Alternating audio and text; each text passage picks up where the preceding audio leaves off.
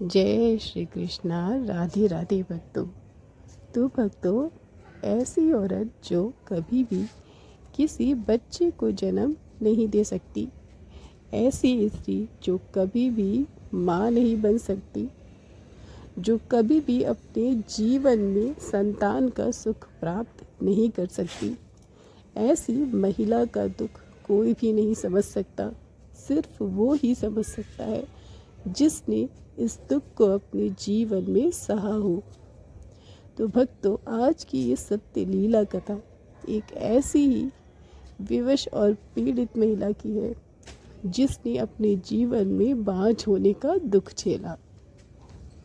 वो अपने जीवन में संतान का सुख प्राप्त करने के लिए हर वो कर्म करती रही जो बहुत सारे लोगों ने उसे करने के लिए बताया, लेकिन फिर भी उसके जीवन में कभी भी वो आशा की किरण नहीं आई जिसके लिए वो जीवन भर तरसती रही। दोस्तों, ये एक बिल्कुल ही सच्ची घटना है जो कि हमें बताती हैं कानपुर की रहने वाली मंजरी जी। मंजरी जी खुद अपनी जीवन में घटी इस सत्य घटना को मेरे साथ शेयर करते हुए बताती हैं कि उनके विवाह को 12 वर्ष हो चुके थे, लेकिन माँ बनने का सौभाग्य उन्हें अभी तक प्राप्त नहीं हुआ था। उन्होंने बहुत सारे डॉक्टर से अपना चेकअप कराया था, लेकिन सारे डॉक्टरों का यही कहना था कि आपके अंदर कोई भी कमी नहीं है, लेकिन संतान न होने का कारण किसी को भी पता नहीं था। शायद मेरे भाग्य में ही कुछ ऐसा था जो मुझे संतान का सुख नहीं मिला और न ही कभी मिलेगा। मंजरी जी का जब से विवाह हुआ, वो समाज से उठने वाले उन बहुत सारे सवालों का जवाब देते देते थक चुकी थी और सबके मुंह से बात शब्द सुनते सुनते उनके कान थक चुके थे। अब उनके अंदर सहन करने की ज़रा सी भी ताकत नहीं थी। वो हार मान चुकी थी और अपने आप को विवशता के साथ स्वीकार कर चुकी थी कि मैं अब कभी इस जन्म में माँ नहीं बनूंगी। लेकिन फिर भी छोटे छोटे बच्चों को देखकर मेरे मन में एक अजीब सी तड़प उठती कि काश मेरे पास भी एक छोटा सा बच्चा होता। काश भगवान सिर्फ एक बच्चा मुझे दे दिए होते जिसकी वजह से मुझ पर से बाज का कलंक हट गया होता और मैं माँ बनने का सौभाग्य प्राप्त करती। लेकिन शायद मैंने पिछले जन्मों में बहुत सारे बुरे कर्म किए थे जिसके फलस्वरूप इस जन्म में मुझे बाज बनकर उन फलों को भुगतना पड़ रहा है। न जाने मैंने ऐसे कौन से कर्म किए थे जो इस जन्म में मुझे एक भी संतान नहीं हुई। मंजरी जी बताती हैं कि रिश्तेदार उन्हें अपने घर पे बुलाना छोड़ दिए थे। उन्हें मनहूस माने जाने लगा था। उन्हें किसी भी शुभ कार्य, शादी विवाह या फिर किसी बच्चे की बरही और छठी के कार्यक्रम में नहीं बुलाया जाता था क्योंकि उन्हें बाज समझा जाता था। हर व्यक्ति यही समझता था कि ये बाज है और इसे कभी भी बच्चा पैदा नहीं होगा।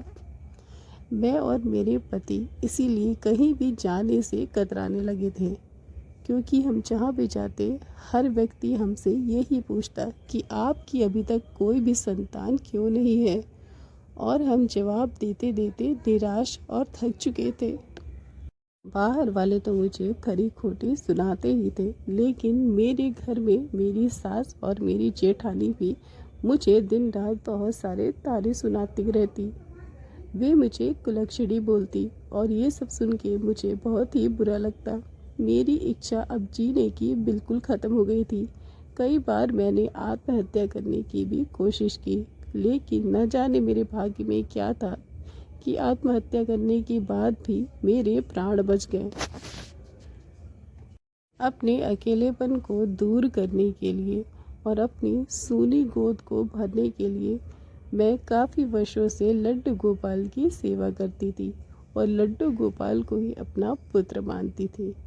मेरी लड्डू गोपाल के प्रति आस्था और अर्चना को देखकर सारे लोग मुझसे जलते थे और मुझे तरह तरह के ताना सुनाते थे। वे मुझे कहते थे कि एक तो इसकी कोई भी संतान नहीं है और इसने लड्डू गोपाल को अपने घर में रखकर माँ बनने का नाटक कर रही है। ये सारी बातें सुनकर मेरा कलेजा छल्ली हो जाता है, लेकिन मेरे अंदर इतनी बड़ी कमी होने की वजह से मैं उन सारे तानों को और उन सारी बातों को सहन कर लेती। मैं बस अपने लड्डू गोपाल से यही प्रार्थना करती कि हे मेरे गोपाल जी, अगर मुझ पर कृपा करना तो अपने जैसा एक छोटा सा लाल मुझे दे देना, क्योंकि इन पापी लोगों की बातें सुन सुनकर मेरा कलेजा पूरी तरह से दुखी हो चुका है। मुझ में अब और सहन करने की ज़रा सी भी ताकत नहीं रह गई है। लेकिन इतनी भक्ति और इतनी पूजा करने के बाद भी मेरे गोपाल जी मेरी ज़रा सी भी नहीं सुन रहे थे। मुझे ऐसा लगता था कि मेरी भक्ति और मेरी पूजा अर्चना बिल्कुल व्यर्थ है। मैं कभी भी इस जन्म में माँ नहीं बनूंगी और ना ही कभी मेरे गोद में कोई नन्हा सा लाल खेलेगा। तो मैं अपने खुद के दुख में बहुत ज़्यादा घिरी हुई थी और दूसरी तरफ मेरी सास ने मेरा जीना हराम करके रख दिया था। मेरी सास अब मुझसे कहने लगी थी कि वो मेरे पति का दूसरा विवाह करेंगी। मैं इस लायक नहीं हूँ कि उन्हें बच्चा दे सकूँ, इसलिए वो मेरे पति का दूसरा विवाह करके उनसे संतान उत्पत्ति करना चाहती है। ये बात सुनकर मेरे तो होश उड़ गए। मुझे ऐसा लगा कि मेरे हाथ से अब सब कुछ चला जाएगा। माँ तो मैं कभी भी नहीं बन सकती, लेकिन अब मैं अपने पति को भी खो दूंगी। मेरे दुख का कोई भी ठिकाना नहीं था। मुझे अब अपना जीवन पूरी तरह से अंधकार में नजर आ रहा था।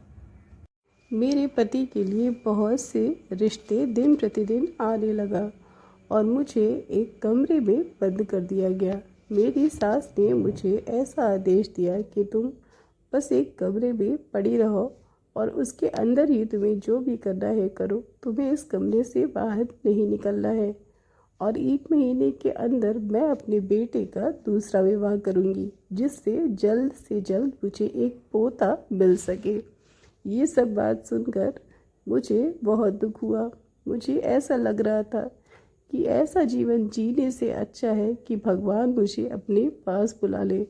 मेरी जीने की इच्छा पूरी तरह से खत्म हो चुकी थी। लेकिन जब मैं अपने गोपाल जी को देखती तो मेरे मन में उम्मीद की एक किरण मुझे ज़रूर दिखाई देती। पता नहीं, अपने गोपाल जी को देखकर मुझे ऐसा लगता कि ज़रूर एक न एक दिन वो कोई चमत्कार ज़रूर करेंगे और बस इसी आस में मैं अपना एक एक दिन बिताती रहती। वो भी दिन आ गया जब मेरी सास मेरे पति के लिए लड़की देखने के लिए जाने वाली थी। उन्होंने मुझसे बोला कि तू इस कमरे में ही रहना और कमरे से बाहर मत निकलना और किसी को कुछ भी बताने की ज़रूरत नहीं है कि हम दोनों कहाँ जा रहे हैं। मेरी सास और मेरे पति ये दोनों लड़की देखने के लिए साथ में घर से निकल पड़े और मुझे एक कमरे में बंद कर दिया। और वो भी दिन आ गया जब मेरे पति का रिश्ता किसी दूसरी लड़की के साथ तय हो गया। उस लड़की के घर वालों को मेरी सास और मेरे पति ने पहले विवाह के बारे में कुछ भी नहीं बताया था। उन लोगों की नज़र में मेरे पति एक कुंवारे लड़के थे। मेरे पति और मेरी सास को विवाह के लिए लड़की पसंद आ जाती है और वो दोनों ही मिलकर विवाह की तारीख तय कर देते हैं। 1 महीने के बाद के विवाह की तारीख तय कर दी जाती है, जो मुझसे छुपाई जाती है। मुझे ये भी पता नहीं था कि मेरे पति का विवाह तय हो चुका है। मैं तो बस अपने गोपाल जी से यही प्रार्थना कर रही थी कि कोई चमत्कार करे और ये विवाह कभी भी ना हो। तो गोपाल ने जैसे मेरी उस दिन प्रार्थना स्वीकार कर ली, मेरे सोचने और मेरे चाहने के मुताबिक ठीक वैसा ही हुआ। मेरे नन्हे गोपाल ने एक ऐसा चमत्कार किया जिससे मेरे जीवन की पूरी बाजी ही पलट गई। मेरे पति का विवाह जो एक दूसरी लड़की के साथ तय हुआ था, वो किसी कारणवश टूट गया। लड़की के घर वालों ने ये रिश्ता तोड़ दिया। जब मैं कमरे में बैठी अपने लड्डू गोपाल से बातें कर रही थी, तब अचानक से मेरी सास मेरे कमरे में आती हैं और मुझे डंडे से बहुत ज़्यादा मारती हैं। मैं चौंक जाती हूँ मैं अपनी सास से पूछने लगती हूँ कि माँ, ऐसा आप क्यों कर रही हैं? आखिर मेरी क्या गलती है?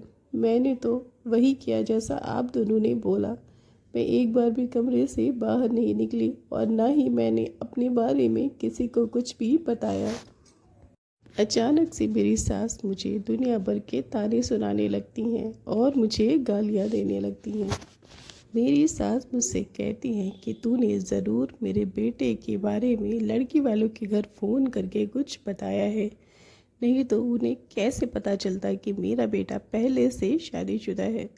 मैं आश्चर्यचकित रह जाती हूँ क्योंकि मैंने ऐसा कोई भी काम नहीं किया था और ना ही मैंने किसी को फ़ोन मिलाया था।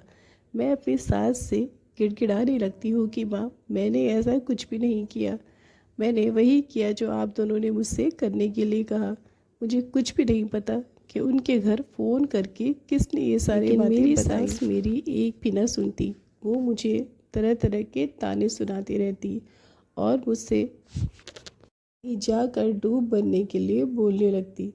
मैं उस समय बहुत रोई। मुझे कुछ भी समझ में नहीं आ रहा था कि मैं क्या करूं, ये सब कुछ कैसे हो रहा है। लेकिन कहीं ना कहीं मेरे मन में एक खुशी ज़रूर थी इस विवाह के टूटने की। मुझे ऐसा लग रहा था जैसे मेरे लड्डू गोपाल ने मेरी सुन ली है। मेरी सास उस समय बहुत ही ज़्यादा क्रोधित थी। मुझ पर अपना गुस्सा उतारने के बाद जब उनका जी नहीं भरा तो वो मेरे बाल गोपाल के ऊपर अपना क्रोध निकालने लगी। वो मेरे लड्डू गोपाल को बोलने लगी कि सब कुछ इसने किया है। तू दिन रात झूठ में इसकी पूजा किया करती है। ये उस पूजा के काबिल ही नहीं है क्योंकि ये तुझे एक संतान भी नहीं दे सकता। क्यों करती है तू इनकी पूजा? अगर तेरी भक्ति में इतनी ही ताकत होती तो तू अभी तक बाँच ना होती, तेरी गोद में भी एक बच्चा होता। इतना बोलकर वो क्रोधित होकर मेरे लड्डू गोपाल को उठाती हैं और खिड़की से बाहर पास के एक बड़े से नाले में फेंक देती हैं। मेरी तो जान निकल जाती है। मैं दौड़ती हूँ अपने गोपाल जी को पकड़ने के लिए, लेकिन उससे पहले ही मेरी सास मेरे लड्डू गोपाल को नाले में खिड़की से ही फेंक देती है और मेरे पैरों तले ज़मीन खिसक जाती है। मुझे ऐसा लगा जैसे मैं कोई सपना देख रही हूँ। आखिर मेरे लड्डू गोपाल को कोई ऐसे कैसे फेंक सकता है? मैं रोती हुई घर से बाहर की तरफ अपने लड्डू गोपाल को उठाने के लिए जाने लगती हूँ। जब मैं सड़क पे पहुंचती हूँ तो उस नाले में झांकती हूँ जिसमें मेरी सास ने मेरे लड्डू गोपाल को फेंका था, लेकिन मेरे गोपाल जी मुझे कहीं भी नज़र नहीं आते। मैं उस नाले में हाथ डालकर अपने लड्डू गोपाल को ढूंढने लगती हूँ, लेकिन मेरे लड्डू गोपाल मुझे उस नाले में भी नहीं मिलते। उन्हें मैं आसपास सड़क पर बहुत देर तक ढूंढती हूँ और आने जाने वाले लोगों से बहुत पूछती हूँ कि किसी ने यहाँ मेरे लड्डू गोपाल को गिरा हुआ देखा, लेकिन वहाँ मेरे गोपाल जी को किसी भी ने नहीं देखा। मैं बहुत देर तक सड़क पर अपने गोपाल जी को ढूंढती रहती हूँ, पागलों की तरह यहाँ वहाँ सबसे पूछती रहती हूँ, लेकिन शाम हो जाती है और मेरे गोपाल जी मुझे नहीं मिलते। अंत में मैं वापस लौटकर घर पे आती हूँ और अपनी सास के पैरों में गिर के मैं बहुत ज़्यादा गिड़गिड़ाती हूँ कि आपने ये क्या किया? आपको जो भी करना था आप मेरे साथ करती, लेकिन मेरे लड्डू गोपाल जो कि मेरे प्राण हैं उन्हें आपने क्यों फेंक दिया? आपने महापाप किया है और आपको इस कर्म का फल इस जन्म में ज़रूर भुगतना पड़ेगा। मेरे पति जो अंदर कमरे में बैठे मेरी बातें सुन रहे थे, मेरे इतना सब कुछ सुनाने पर वो बाहर आकर मुझे बहुत ज़्यादा पीटने लगते हैं और मेरे बाल पकड़ के मुझे घसीट के घर से बाहर निकालने लगते हैं। घर से बाहर निकाल कर सबके सामने उन्होंने मुझे बहुत ही ज़्यादा जलील किया और सबके सामने मुझे बहुत पीटा। मेरे पति और मेरी सास ने मिलकर मुझे इतना पीटा कि मैं सड़क पे ही बेहोश हो गई और मेरे पति मुझे उसी तरह बेहोश छोड़ के घर के अंदर गए और अंदर से दरवाज़ा बंद कर लिया। मैं बहुत ज़्यादा जख्मी हो गई थी और मैं होश पे भी नहीं थी। मैं रात तक उसी तरह सड़क पर पड़ी रही। रात में बगल में रहने वाली एक पड़ोसन, जिन्हें मैं चाची बोला करती थी, उन्होंने मुझे वहाँ पर गिरा हुआ देखा। उन्होंने मुझे जगाया और मेरे चेहरे पर पानी के छींटे मारे। मैंने आंखें खुली और मैं चौंक कर बैठ गई।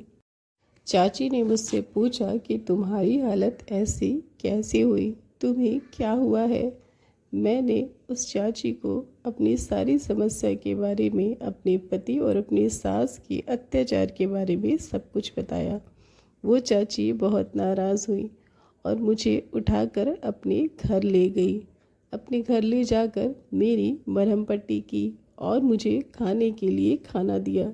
मैं बहुत रो रही थी। उस क्षण मुझे ऐसा लग रहा था कि मुझे अपना जीवन समाप्त कर देना चाहिए, क्योंकि जीने के लिए मेरे पास अब कोई भी सहारा नहीं बचा था। मेरा मन ग्लानि से भरा हुआ था, क्योंकि मेरे लड्डू गोपाल भी मुझे छोड़कर चले गए थे। उस क्षण मुझे बांझ होने का दुख कम और अपने लड्डू गोपाल को खोने का दर्द बहुत ज़्यादा था।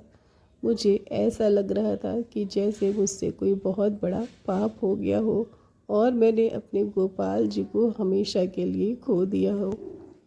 अपने गोपाल जी के दुख में मैं बहुत ज़्यादा रो रही थी और अपने आंसुओं को रोक नहीं पा रही थी।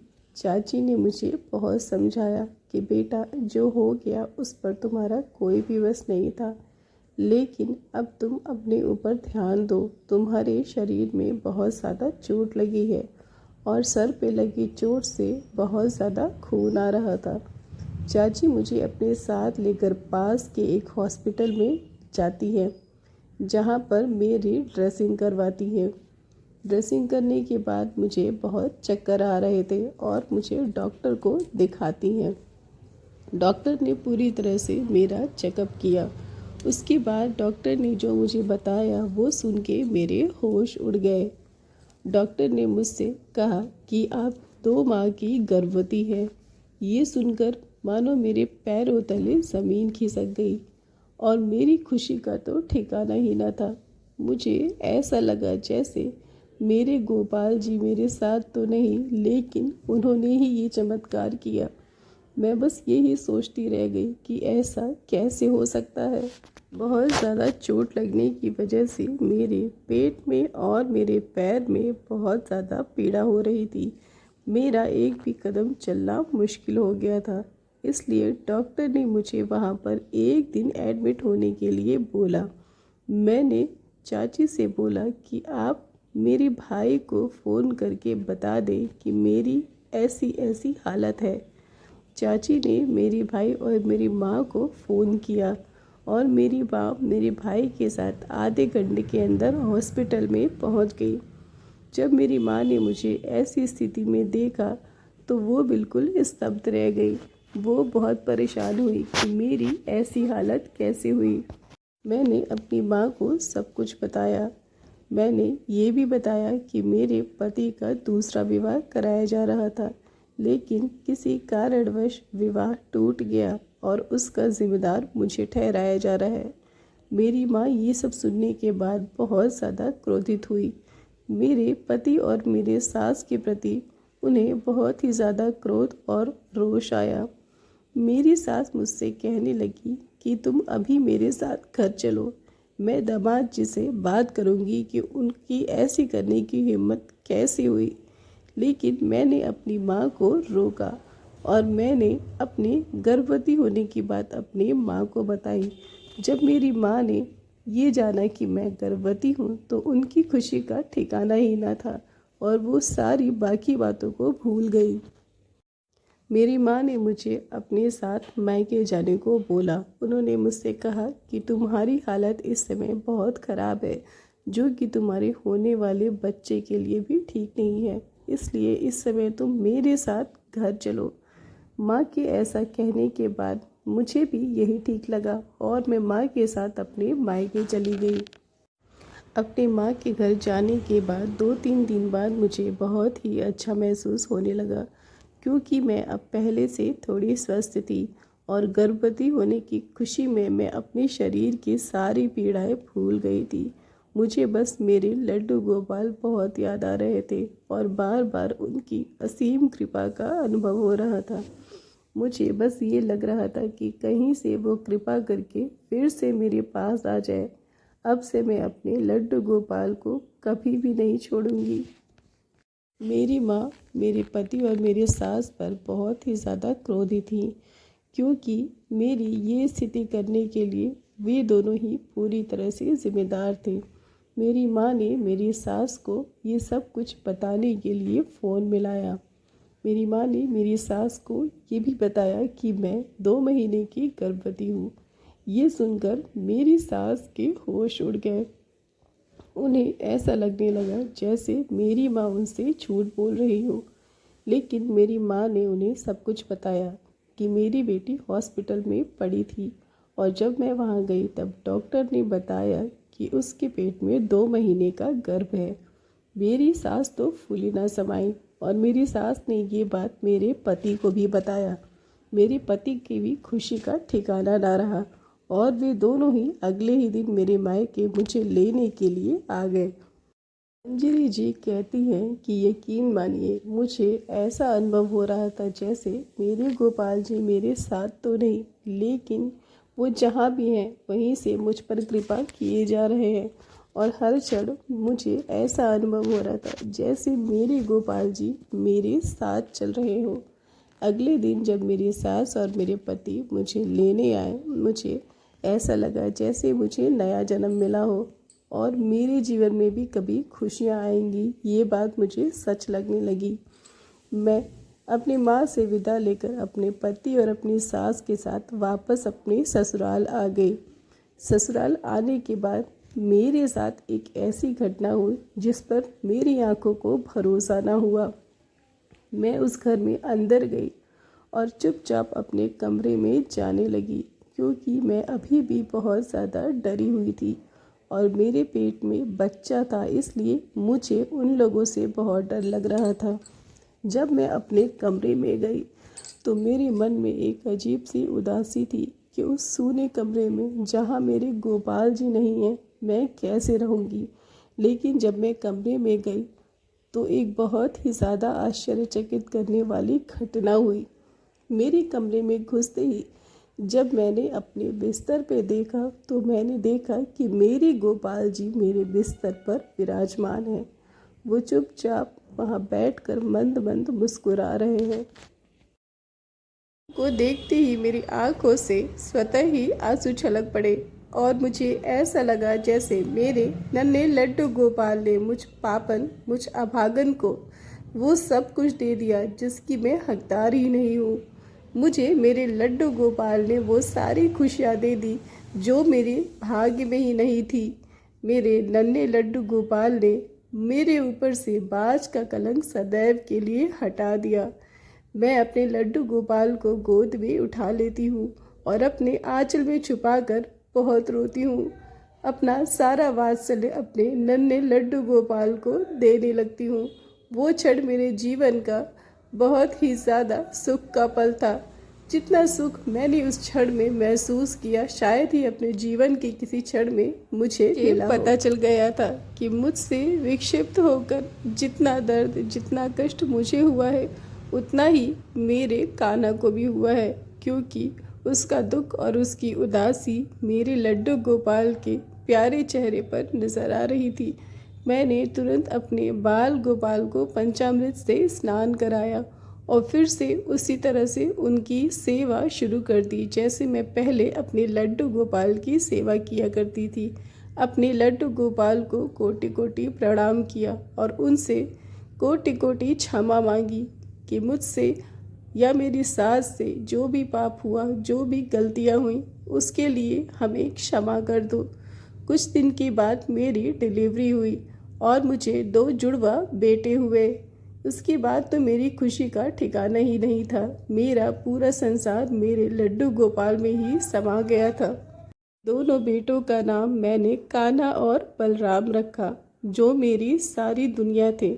मेरे बेटों के इस दुनिया में आने के बाद मेरी सास को भी अपने किए पर बहुत पछतावा हुआ और मेरी सास ने लड्डू गोपाल से बहुत माफ़ी मांगी। उन्हें समझ में आ गया था कि उन्होंने आवेश में आकर बहुत बड़ा पाप किया है। मेरी सास ने लड्डू गोपाल से क्षमा मांगी और वो भी मेरे साथ लड्डू गोपाल की सेवा करने लगी। मेरा पूरा परिवार लड्डू गोपाल का परम भक्त हो गया। मेरे पति ने भी मुझसे बहुत क्षमा मांगी। उन्हें इस बात का बहुत अफसोस होने लगा कि लोग मुझे बांझ कहकर बुलाते थे। मेरे पति भी अब कृष्ण भक्ति में लग गए और मेरा पूरा परिवार मिलकर अब लड्डू गोपाल की सेवा करता है। मंजरी जी कहती हैं कि हमें अपने पूर्व कर्मों के फल को किसी न किसी तरह से भुगतना ही पड़ता है, लेकिन अगर हम कृष्ण भगवान की और लड्डू गोपाल की भक्ति करते हैं तो उनके भक्ति और भजन से हमारा प्रारब्ध और हमारा बुरा कर्म कटने लगता है, जिससे हमारा बुरा भाग्य भी बदल कर हमारा सौभाग्य बन जाता है। मंजरी जी बहुत भावुक होकर कहती हैं कि जब हम अपने भगवान पर, अपने लड्डू गोपाल पर परम विश्वास करते हैं और हम इस बात पे पूरी तरह से भरोसा करते हैं कि हमारे लड्डू गोपाल हमारा वक्त ज़रूर बदलेंगे, तब हमारी भक्ति बहुत ही ज़्यादा पुष्ट हो जाती है और भक्त के वत्सलता में विवश होकर भगवान भी हमारा बुरा भाग्य बदलकर सौभाग्य देते हैं। अगर मैंने भी अपने बुरे वक्त में, अपने दुख के क्षण में अपने लड्डू गोपाल को छोड़ दिया होता, उनको अपने मन से निकाल दिया होता, उन पर अपने विश्वास को तोड़ दिया होता, तो मेरे जीवन में आज ये सुख का क्षण कभी ना आता, क्योंकि मैं तो एक दुर्भाग्यवती थी। मेरा भाग्य तो बदलने वाले मेरे प्यारे गोपाल जी हैं। मेरा संसार ही मेरे नन्हे लड्डू गोपाल हैं, जिनके सिवा मेरे जीवन में और कुछ भी नहीं है। आज मैं पूरी तरह से सुखी और संपन्न हूँ, लेकिन अब मुझे संसार से कुछ नहीं चाहिए। मुझे बस अपने लड्डू गोपाल की भक्ति और प्रेम चाहिए। जय जय श्री राधे श्याम।